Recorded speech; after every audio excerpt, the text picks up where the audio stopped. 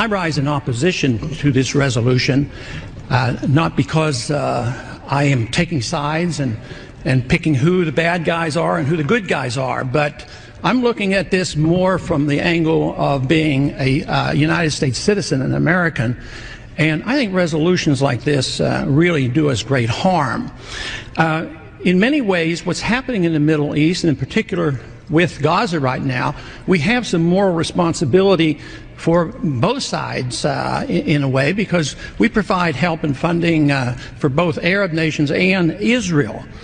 And so we definitely have a moral responsibility, and especially now today, the weapons being used to kill so many Palestinians are American weapons, and American funds essentially are being used for this. But there's a political liability which I think is something that we fail to look at, because too often there's so much blowback from our intervention in areas that we shouldn't be involved in.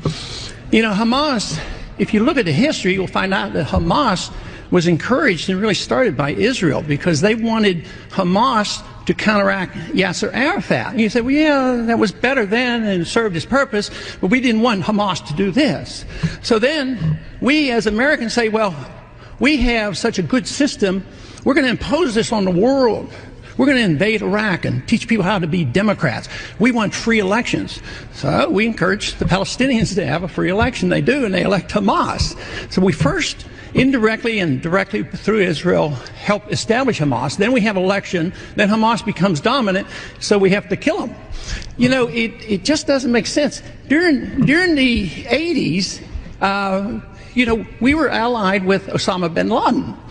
And we were contending with the Soviets. It was at that time our CIA thought it was good if we radicalized the Muslim world. So we financed the madrasa schools to radicalize the Muslims in order to compete with the Soviets. There's too much blowback.